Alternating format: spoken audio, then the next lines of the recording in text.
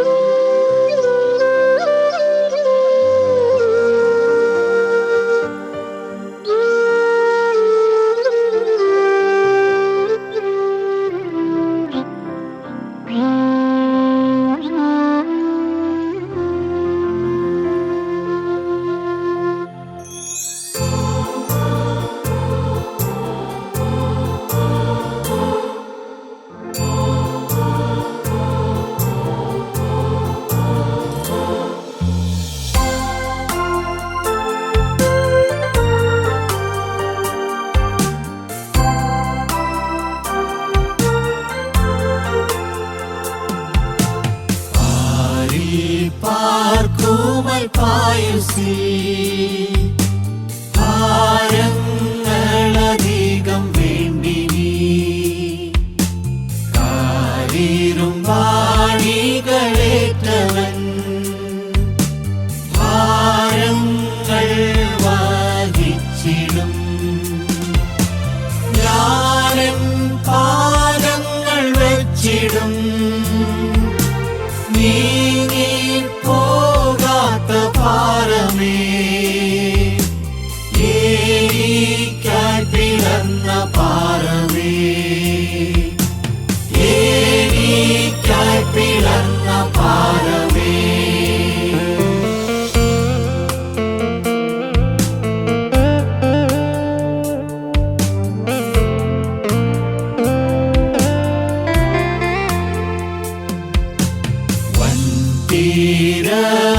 തീരകളലറുമ്പോ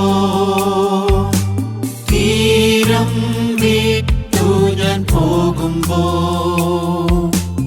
N പടകിൽ ഞാനേകനാ ആശയത്തെന്നു തോന്നുമ്പോ ചാരത്തുണ്ടെന്നോതുന്ന പ്രിയന്റെ സ്വരം കേൾക്കും ഞാൻ പ്രിയന്റെ സ്വരം കേൾക്കും ഞാൻ പ്രിയന്റെ സ്വരം കേൾക്കും ഞാൻ.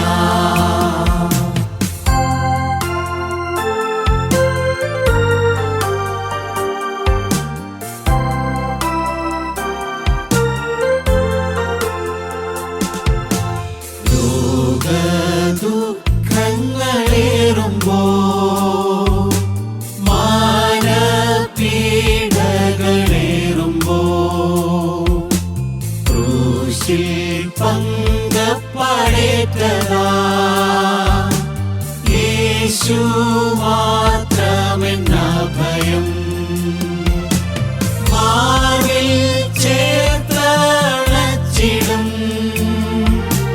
ചേറ്റിൽ നിന്നു ഉയർത്തിടും കാതിൽ സാന്ത്വനമോദിടും കാതിൽ സാന്ത്വനമോദിടും.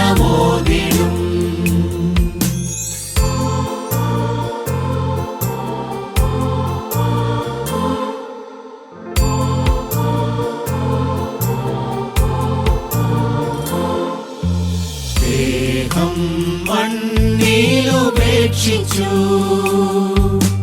പ്രാണൻ പ്രിയനിൽ ചേരുമ്പോ ഗോളാന്തരങ്ങൾ താണ്ടിടും യാത്രയിലും പ്രിയൻ തുണ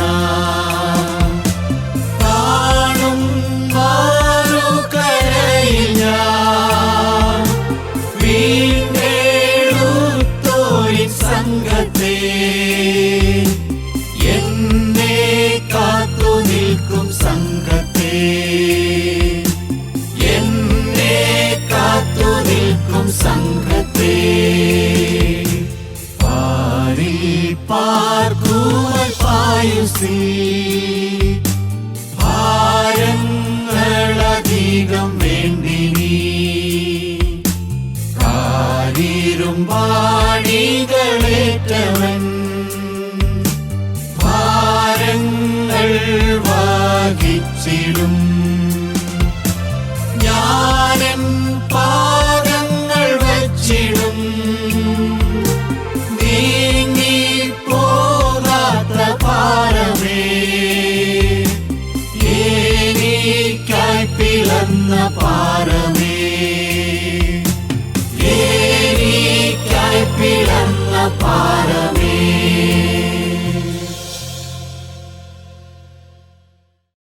ദൈവ തിരുനാമത്തിന് മഹത്വമുണ്ടാകട്ടെ. കർത്താവായ യേശുക്രിസ്തുവിൻ്റെ അതിപരിശുദ്ധമായ നാമത്തിൽ എല്ലാവർക്കും എൻ്റെ സ്നേഹവന്ദനം അറിയിക്കുന്നു. തിരുവചനത്തിൽ നിന്ന് ഒരു വാക്യം വായിക്കുവാൻ ഞാൻ ആഗ്രഹിക്കുന്നു.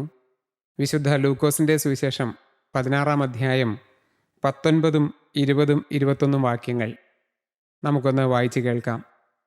ധനവാനായ ഒരു മനുഷ്യനുണ്ടായിരുന്നു. അവൻ ധൂമ്രവസ്ത്രവും പട്ടും ധരിച്ച് ദിനംപ്രതി ആഡംബരത്തോടെ സുഖിച്ചുകൊണ്ടിരുന്നു. ലാസർ എന്നു പേരുള്ള ഒരു ദരിദ്രൻ വ്രണം നിറഞ്ഞവനായി അവൻ്റെ പടിപ്പുതരയ്ക്കൽ കിടന്നു. ധനവാന്റെ മേശയിൽ നിന്ന് വീഴുന്നത് തിന്നു വിശപ്പടക്കുവാൻ ആഗ്രഹിച്ചു. നായ്ക്കളും വന്ന് അവൻ്റെ വ്രണം നക്കും. ദൈവ തിരുനാമത്തിന് മഹത്വമുണ്ടാകട്ടെ. ക്രിസ്ത്യാനിയായി ജനിച്ച ഏവരും, സുവിശേഷം കേട്ടിട്ടുള്ള ഏവരും തീർച്ചയായും കേട്ടിട്ടുള്ളതായ ഒരു മനോഹരമായ കഥയാണ്, സംഭവമാണ് ഈ ധനവാന്റെയും ലാസറിൻ്റെയും അനുഭവം. വേദപഠിതാക്കൾ പറയും ഇതൊരു ഉപമയല്ല, ഇത് കഥയാണ്, നടന്ന സംഭവമാണ്. കാരണം അതിലെ കഥാപാത്രങ്ങളിൽ ഒരാളുടെ പേര് പറഞ്ഞിരിക്കുന്നു, ലാസർ എന്നുള്ള ദരിദ്രൻ്റെ പേര് പറഞ്ഞിരിക്കുന്നു. അതുകൊണ്ട് കർത്താവായ യേശുക്രിസ്തു പറയുന്നതായ ഇത് നടന്ന സംഭവമാണ് എന്നാണ് പല വേദപഠിതാക്കളും പറയുന്നത്. ആ നടന്ന സംഭവം വെച്ചുകൊണ്ട് കർത്താവായ യേശുക്രിസ്തു സ്വർഗത്തിലെ ചില നിയമങ്ങൾ മനുഷ്യരെ പഠിപ്പിക്കുകയാണ്. ഇപ്പോൾ ഈ വചന ശുശ്രൂഷ കേട്ടുകൊണ്ടിരിക്കുന്ന എല്ലാവരും എന്നെങ്കിലും ഒരു കല്യാണ വീട്ടിൽ പോയിട്ടുണ്ടാകും. എന്തിനാണ് നാം ഒരു കല്യാണ വീട്ടിൽ പോകുന്നത്? ആ വിവാഹ ചടങ്ങിൽ പങ്കെടുക്കുവാൻ. നാം എല്ലാവരും അവിടെ പോയിട്ടുണ്ടെങ്കിൽ തീർച്ചയായും ആ വരനെയും വധുവിനെയും കണ്ട് അവരെ അനുഗ്രഹിച്ച് നാം സന്തോഷത്തിൽ പങ്കുചേർന്ന് മടങ്ങി വന്നു. ആ വിവാഹ വീട്ടിലേക്ക് നാം എന്തുദ്ദേശത്തോടെ പോയോ ആ ഉദ്ദേശം നടപ്പിലാക്കി നാം മടങ്ങി വന്നു.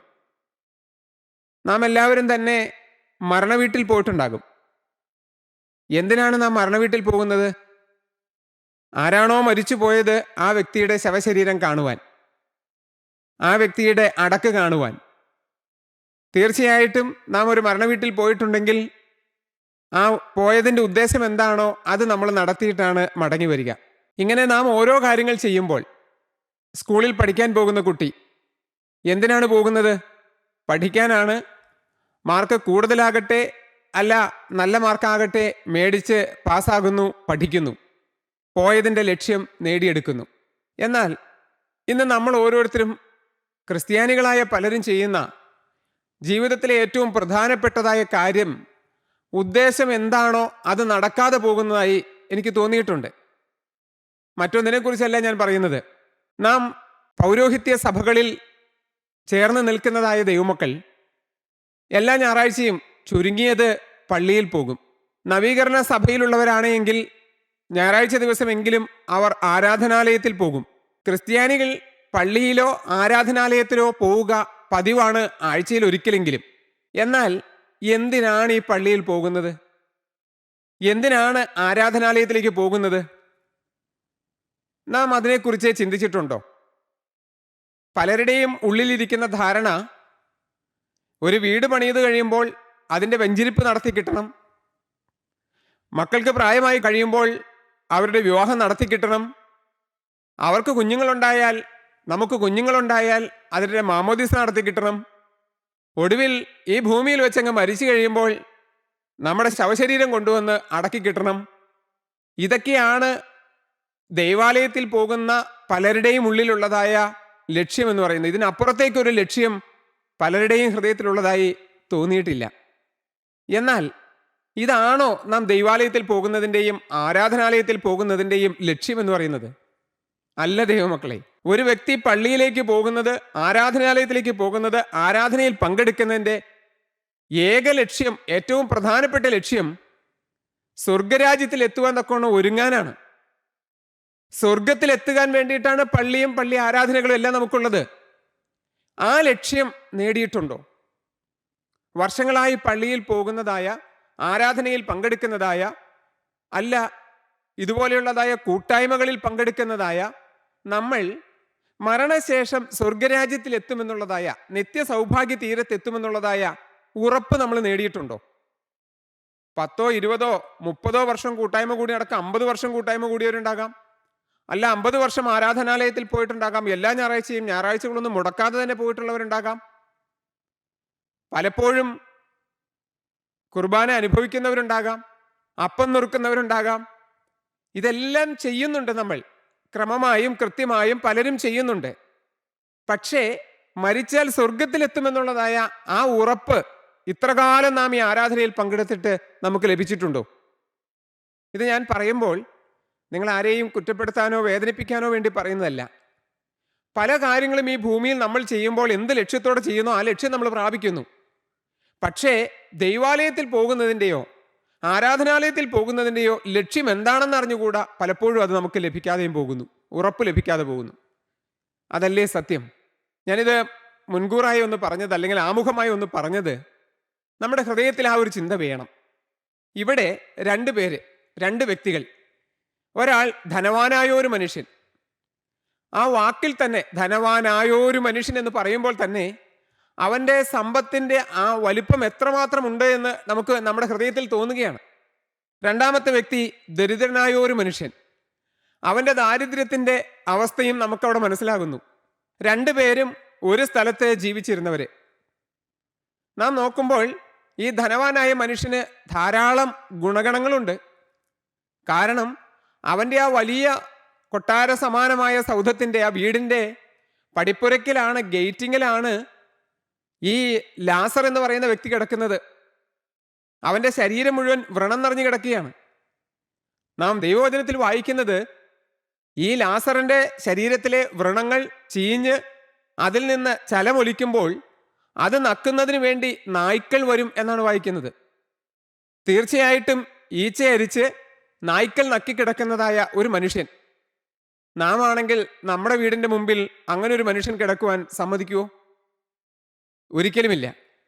ഇതാ അവൻ്റെ ആ ധനവാനായ മനുഷ്യൻ്റെ, ആഢ്യത്യമുള്ളതായ ആ മനുഷ്യൻ്റെ വീടിൻ്റെ മുമ്പിൽ ഈ മനുഷ്യനെ കിടക്കുകയാണ് അവനെ ഓടിക്കുന്നില്ല, അവിടെ കിടക്കാൻ പാടില്ല എന്ന് പറയുന്നില്ല.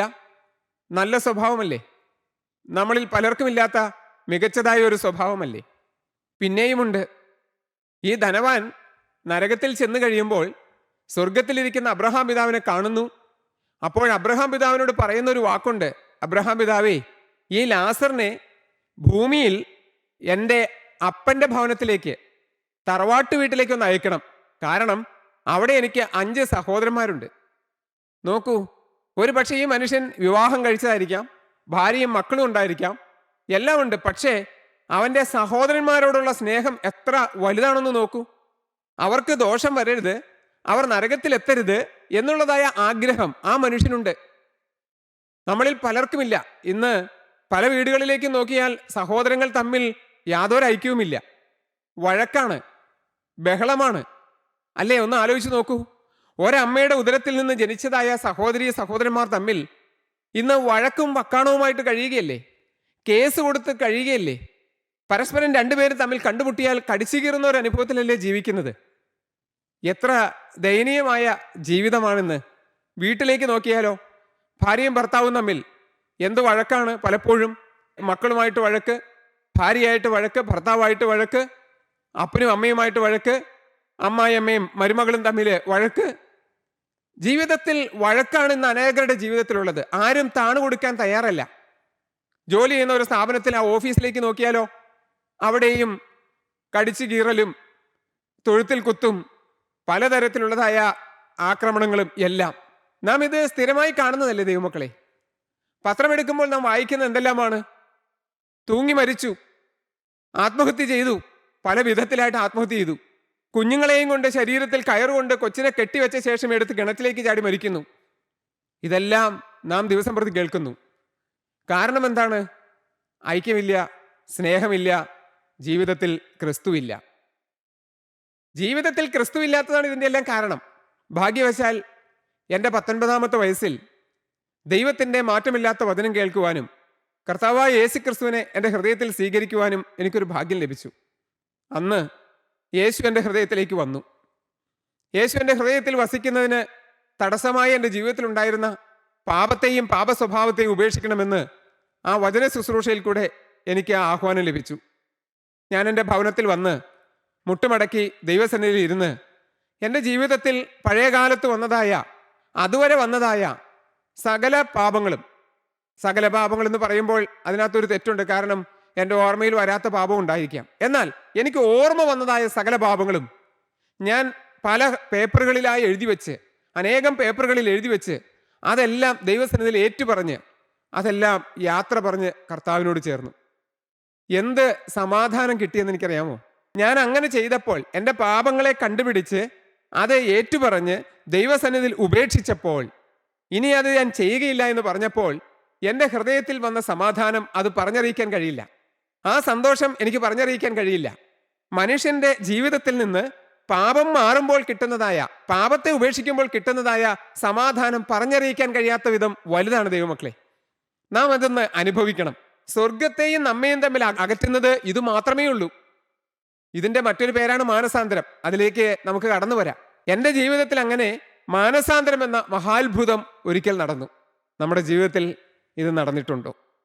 ഇവിടെ നാം വായിക്കുന്ന ഈ ധനവാൻ, അവൻ പട്ടും ധൂമ്രവസ്ത്രവും ധരിച്ച് സുഖത്തോടെ ആഡംബരത്തോടെ ജീവിക്കുകയാണ്. ഭൂമിയിൽ ജീവിച്ചിരുന്ന സമയത്ത് അവൻ ഒരിക്കലും കരഞ്ഞതായി നാം വായിക്കുന്നില്ല. അവൻ ദുഃഖിച്ചതായി വായിക്കുന്നില്ല. കാരണം അവന് സമൃദ്ധി ഉണ്ടായിരുന്നു. എല്ലാം കൊണ്ട് സമൃദ്ധിയായിരുന്നു. ഒരു കാര്യം കൊണ്ടും അവൻ ദുഃഖിച്ചതായിട്ട് നമുക്ക് ഈ വേദഭാഗത്ത് കാണാൻ കഴിയുന്നില്ല. ദുഃഖമുണ്ടായി കാണില്ല എന്നല്ല, കുടുംബത്തിൽ എന്തെങ്കിലും പ്രശ്നം ഉണ്ടായി കാണും, ദുഃഖം ഉണ്ടായി കാണാം, അത് ശരിയാണ്. പക്ഷെ അവൻ സാധാരണ ലാസറിനെ സംബന്ധിച്ച് നോക്കുമ്പോൾ അവൻ നല്ല സന്തോഷവാനാണ്. കാരണം അവൻ എല്ലാം ഉണ്ട്, എന്തിനും ഏതിനും എല്ലാം അവൻ്റെ കയ്യിലുണ്ട്. നല്ല ആഡംബരത്തോടെ സുഖിച്ച് ജീവിച്ചു എന്നാണ് പറയുന്നത്. പക്ഷെ ഒരു സംഭവമുണ്ട്. എന്താണെന്നറിയാമോ? അവൻ മരിച്ചു, അവൻ അടക്കപ്പെട്ടു, നരകത്തിൽ പാതാളത്തിൽ യാതന അനുഭവിക്കുന്നു എന്നാണ് 24-ാം വാക്യം നാം വായിക്കുന്നത്. നമുക്ക് ആ 24-ാം വാക്യം ഒന്ന് വായിച്ചു കേൾക്കാം. അബ്രഹാം പിതാവേ, എന്നോട് കനിവുണ്ടാകണമേ. ലാസർ വിരലിൻ്റെ അറ്റം വെള്ളത്തിൽ മുക്കി എൻ്റെ നാവിനെ തണുപ്പിക്കേണ്ടതിന് അവനെ അയക്കണമേ. ഞാൻ ഈ ജ്വാലയിൽ കിടന്ന് വേദന അനുഭവിക്കുന്നു എന്ന് വിളിച്ചു പറഞ്ഞു. ഞാൻ ഈ ജ്വാലയിൽ കിടന്ന് വേദന അനുഭവിക്കുന്നു എന്ന് വിളിച്ചു പറഞ്ഞു എന്നാണ് മലയാളം വേദപുസ്തകത്തില്. പക്ഷെ ഇംഗ്ലീഷ് വേദപുസ്തകത്തിൽ നാം വായിക്കുന്നത് ഹി ക്രൈഡ് എന്നാണ് വായിക്കുന്നത്. അവൻ കരഞ്ഞു, അവൻ കരഞ്ഞ് അല്ലെങ്കിൽ നിലവിളിച്ചു എന്നാണ് വായിക്കുന്നത്. ദൈവമക്കളെ, ഭൂമിയിൽ ജീവിച്ചിരുന്നപ്പോൾ അവൻ നിലവിളിച്ചില്ല. മരിച്ചു കടന്നു ചെന്നപ്പോൾ അവൻ നിലവിളിക്കാൻ തുടങ്ങി. മാനസാന്തരം നമ്മുടെ ജീവിതത്തിൽ വന്നില്ല എങ്കിൽ, ഒരിക്കലായി യേശുക്രിസ്തുവിനെ നമ്മുടെ ഹൃദയത്തിലേക്ക് സ്വീകരിച്ച് പാപത്തോടും പിശാചിനോടും നാം യാത്ര പറഞ്ഞില്ല എങ്കിൽ ഈ നിലവിളി നമ്മുടെ ഓരോരുത്തരുടെയും ജീവിതത്തിൽ ഉണ്ടാകും. ദൈവമക്കളെ, ഇത് യാഥാർത്ഥ്യമാണ്. ഇത് സ്വർഗത്തിന്റെ നിയമമാണ്. ഈ ഭൂമിയിൽ വെച്ച് നമ്മുടെ ജീവിതത്തിലെ തെറ്റുകൾ കണ്ടുപിടിച്ച്, പാപത്തെ കണ്ടുപിടിച്ച് ഉപേക്ഷിച്ച് യേശുക്രിസ്തുവിനെ ഹൃദയത്തിലേക്ക് സ്വീകരിച്ച് ഒരു വിശുദ്ധ ജീവിതം നാം നയിച്ചില്ല എങ്കിൽ മരിച്ച് കടന്നു ചെല്ലുമ്പോൾ അവിടെ നാം നിലവിളിക്കേണ്ടതായിട്ട് വരും. ഫലമുണ്ടോ? ഒരു ഫലവുമില്ല. അവിടെ ചെന്ന് നിലവിളിച്ചതിന് ശേഷം യാതൊരു ഫലവുമില്ല. കാരണം ഈ ധനവാൻ അവിടെ ചെന്ന് നിലവിളിച്ചു. അവൻ 2 അപേക്ഷകൾ അബ്രഹാം പിതാവിനോട് പറഞ്ഞു. 2 അപേക്ഷയും നിരസിക്കപ്പെട്ടു, തള്ളപ്പെട്ടു. ദൈവമക്കളെ, മരിച്ചു കടന്നു ചെന്നതിന് ശേഷം നാം എന്ത് പ്രാർത്ഥിച്ചു എന്നുള്ളത് കൊണ്ട് അവിടെ പ്രയോജനമില്ല. അതിനുള്ളതായ സമയം എവിടെയാണ്? മാനസാന്തരപ്പെടുവാനുള്ളതായ അവസരം ഭൂമിയിൽ ജീവിക്കുമ്പോഴാണ്.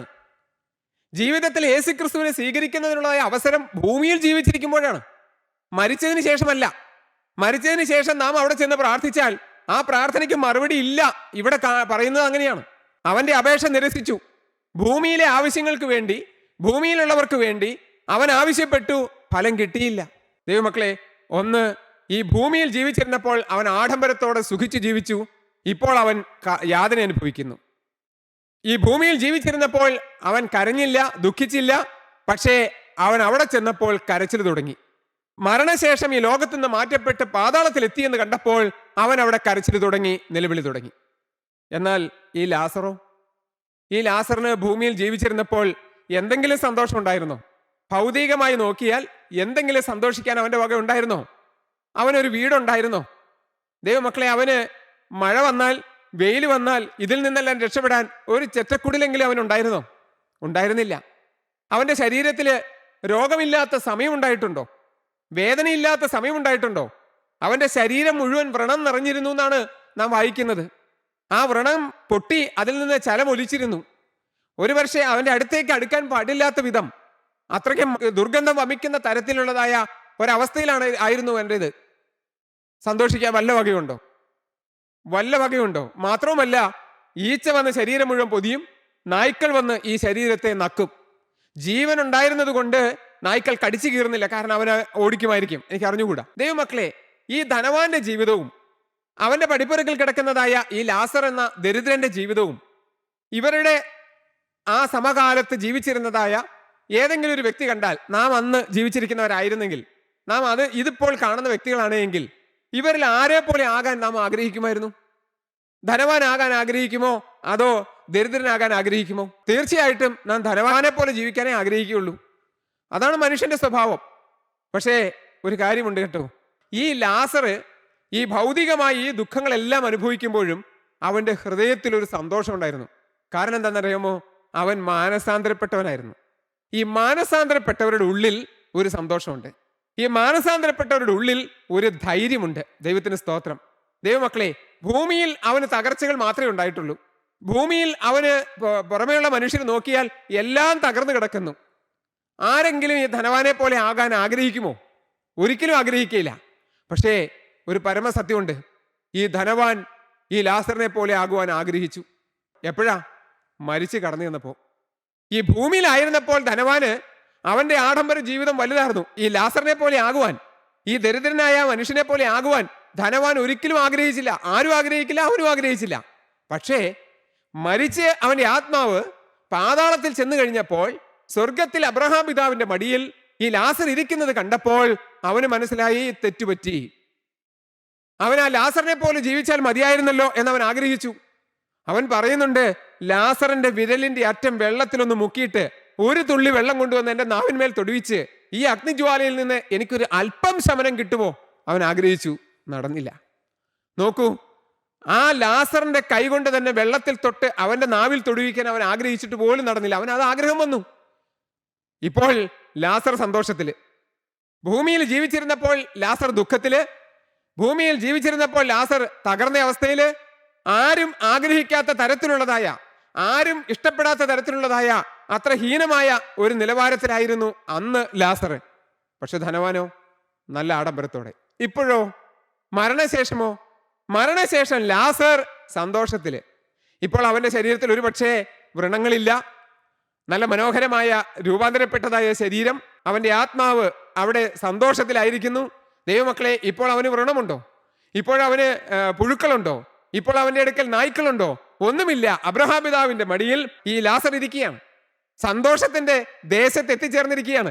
ലോകത്തിലെ തൽക്കാല ജീവിതം കഴിഞ്ഞ്, കഷ്ടതയും ദുരിതവും സങ്കടവും ഉള്ളതായ ജീവിതം കഴിഞ്ഞ് സമാധാനത്തിന്റെ തീരത്തേക്ക് അവൻ എത്തി.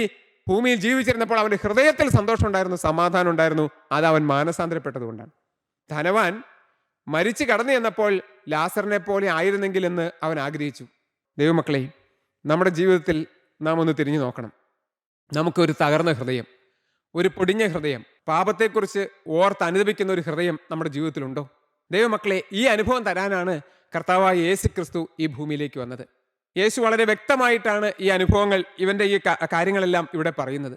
ഞാനിങ്ങനെ ചിന്തിക്കാറുണ്ട്, ഈ ധനവാൻ മരിച്ചു, ലാസറും മരിച്ചു. ഈ ലാസർ മരിച്ചത്, ധനവാൻ മരിച്ചു, പിന്നെ നാം വായിക്കുന്നത് അടക്കപ്പെട്ടു എന്നാണ്. വലിയ അടക്കമൊക്കെ കിട്ടിക്കാണും. സഭയിലെയും എല്ലാ സഭയിലെയും ഉന്നതന്മാരായ ആളുകളും രാഷ്ട്രീയക്കാരും എല്ലാവരും വന്നു കാണും.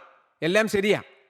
പക്ഷേ ലാസർ മരിച്ചു, ആരും അറിഞ്ഞ പോലും കാണില്ല.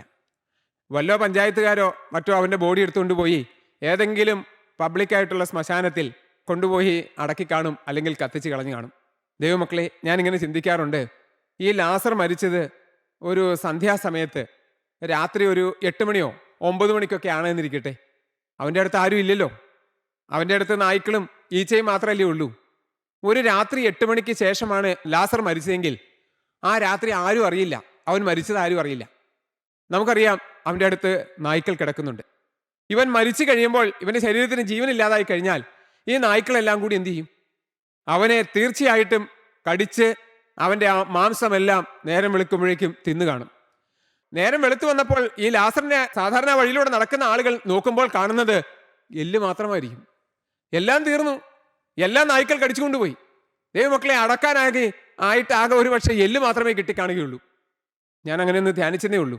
ദൈവമക്കളെ, എല്ലാവരും നോക്കുമ്പോൾ ശപിക്കപ്പെട്ടതുപോലെ അല്ലേ? ആരെങ്കിലും ആഗ്രഹിക്കും അങ്ങനെയായി തീരുവാൻ. പക്ഷേ അവൻ സ്വർഗത്തിൽ അബ്രഹാം പിതാവിന്റെ മടിയിലാണ്. അതാണ് മാനസാന്തരം എന്ന് പറയുന്നത്. ദൈവമക്കളെ, ഈ മാനസാന്തരത്തിന്റെ ഒരു അനുഭവം നമ്മുടെ ജീവിതത്തിലുണ്ടോ? നമുക്കത് ലഭിച്ചിട്ടുണ്ടോ? ഈ ധനവാൻ അബ്രഹാം പിതാവിനോട് 2 അപേക്ഷകൾ ചോദിക്കുന്നുണ്ടെന്ന് ഞാൻ പറഞ്ഞു. ഒന്നാമത്തെ അപേക്ഷ, ഈ ലാസർ വെള്ളത്തിൽ തൻ്റെ വിരൽ മുക്കി അവൻ്റെ നാവിനെ തൊടുവിക്കണം. അവന് നരകത്തിൽ ഒരു ആശ്വാസം കിട്ടുമോ എന്നുള്ളതാണ് അവൻ്റെ ചോദ്യം. നരകത്തിൽ ആശ്വാസം കിട്ടുമോ എന്നാണ് അവൻ്റെ ചോദ്യം. അബ്രഹാം പിതാവ് പറഞ്ഞു, നടക്കില്ല, അത് അസാധ്യമാണ്. നരകത്തിൽ ആശ്വാസമില്ല. നരകത്തിൽ ഒരു മനുഷ്യനും ആശ്വാസമില്ല. അവിടെ കരച്ചിലും പല്ലുകടിയും തന്നെയേ ഉള്ളൂ. മാനസാന്തരം ഈ ഭൂമിയിൽ വെച്ച് നേടിക്കൊള്ളണം. ഇല്ലെങ്കിൽ പരിഹാരമില്ലാത്ത, ആശ്വാസമില്ലാത്ത, ദുഃഖം മാത്രമുള്ള, കരച്ചിലും പല്ലുകടിയും മാത്രമുള്ളതായ നരകത്തിലേക്ക് മനുഷ്യൻ പോകേണ്ടതായിട്ട് വരും. 2, അവൻ ആഗ്രഹിച്ചു, ഞാൻ ഏതായാലും ഇവിടെ വന്നു, ഇനിയിപ്പോ എൻ്റെ സഹോദരന്മാര് നാട്ടിലുണ്ട്, അവര് ഭൂമിയിലുണ്ട്. അബ്രഹാം പിതാവിനോട് ചോദിക്കുന്നുണ്ട്, അബ്രഹാം പിതാവേ, അങ്ങനെയാണ് എങ്കിൽ ഈ ലാസറിനെ ഭൂമിയിൽ എൻ്റെ അപ്പൻ്റെ വീട്ടിൽ അയക്കണം. സ്വന്തം വീട്ടിലേക്ക് അയക്കണം എന്ന് അവൻ പറഞ്ഞില്ല. അതാ ഞാൻ പറഞ്ഞത്, അവൻ എന്ത് നല്ല സ്വഭാവമാണ് നോക്കൂ, സഹോദരന്മാരോടുള്ള സ്നേഹം. അവിടെ എനിക്ക് 5 സഹോദരന്മാരുണ്ട്, അവരിന്ന് ജീവിക്കുന്നത് ഞാൻ ജീവിക്കുന്ന പോലെയാണ് എന്ന് പറഞ്ഞാൽ മാനസാന്തരമില്ലാത്ത ജീവിതം. ലോകത്തിലെല്ലാം അവർക്കുണ്ട്, സമ്പത്തുണ്ട്, നല്ല നല്ല നിലയിലുള്ളതായ ജീവിതങ്ങളുണ്ട്, വലിയ വലിയ ജോലികളുണ്ട്, എല്ലാം ഉണ്ട്, അധികാരമുണ്ട്. പക്ഷെ അവർക്ക് ഒരു കാര്യം മാത്രമില്ല, മാനസാന്തരമില്ല. അതുകൊണ്ട് ഈ ലാസർ ഒന്ന് അവരുടെ അടുക്കൽ ചെന്ന് അവരോട് സാക്ഷ്യം പറയണം. ഇങ്ങനെ നരകമുണ്ടെന്നും സ്വർഗമുണ്ടെന്നും ഈ ധനവാന്റെ വീട്ടിൽ ചെന്ന് ലാസർ പറയണം. അപ്പോൾ അവർ മാനസാന്തരപ്പെടും. അബ്രഹാം പിതാവ് പറഞ്ഞു, മോനെ, അവർക്കവിടെ മോശയും പ്രവാചകന്മാരും ഉണ്ട്. മോശ എന്ന് പറഞ്ഞാൽ അതിൻ്റെ അർത്ഥം, ഇപ്പോൾ ഈ അബ്രഹാം പിതാവിന് ശേഷം 400ഓളം വർഷങ്ങൾക്ക് ശേഷമാണ് മോശയെല്ലാം വരുന്നത്, നമുക്കറിയാം. ഈ മോശ എന്ന് പറയുന്നത് ന്യായപ്രമാണം കൽപ്പലകൾ എഴുതി കിട്ടിയ വ്യക്തിയാണ്. ഇസ്രായേൽ ജനത്തിന്, യഹൂദ ജനത്തിന് ദൈവത്തിന്റെ ന്യായപ്രമാണം, കൽപ്പനകൾ എഴുതി കൊടുത്തത് മോശയുടെ കയ്യിലാണ്. ദൈവം കൽപ്പന എഴുതിയ കൽപ്പലകകൾ കിട്ടിയത് മോശയ്ക്കാണ്. എഴുതപ്പെട്ട ന്യായപ്രമാണം, ദൈവത്തിന്റെ കൽപ്പനകളെ, ഈ വചനത്തെയാണ് ഈ മോശ എന്ന വാക്കുകൊണ്ട് അവിടെ ഉദ്ദേശിക്കുന്നത്. മോശയിക ന്യായപ്രമാണം എന്നാണ് പറയുന്നത്. എന്നിട്ട് പറയുന്നു, പിന്നെ പ്രവാചകന്മാരും ഉണ്ട്. അതിന്റെ അർത്ഥം എന്താണ്? ഈ മോശയിൽ കൂടെ കിട്ടിയതായ ഈ എഴുതപ്പെട്ട ന്യായപ്രമാണം വ്യാഖ്യാനിച്ച് തരുന്ന ജീവനുള്ള പ്രവാചകന്മാർ ഈ ഭൂമിയിലുണ്ട്. അവര് ഇപ്പോഴവിടെ ഈ ദൈവവചനം പറയുന്നുണ്ട്, മാനസാന്തരപ്പെടുവിനെന്ന് പറയുന്നുണ്ട്, സത്യസുവിശേഷത്തെക്കുറിച്ച് പറയുന്നുണ്ട്, ജീവിച്ചിരിക്കുന്ന യേശുക്രിസ്തുവിനെ കുറിച്ച്, ജീവനുള്ള ദൈവത്തെക്കുറിച്ച് അവർ പ്രസംഗിക്കുന്നുണ്ട്. അത് പോയി കേൾക്കട്ടെ ആ സഹോദരന്മാർ. അവൻ പറഞ്ഞു, അല്ലല്ല അബ്രഹാം പിതാവേ, അവര് വിശ്വസിക്കില്ല. ഈ പ്രവാചകന്മാരോ ഈ സുവിശേഷകരോ എന്ന് പറയുന്നത് അവർ വിശ്വസിക്കില്ല. അവർക്കതിന് സമയമില്ല. കാരണം അവർക്ക് എന്തെല്ലാം ബിസിനസ്, അവർക്ക് എന്തെല്ലാം ജോലികൾ, അവർക്ക് തിരക്കാണ്.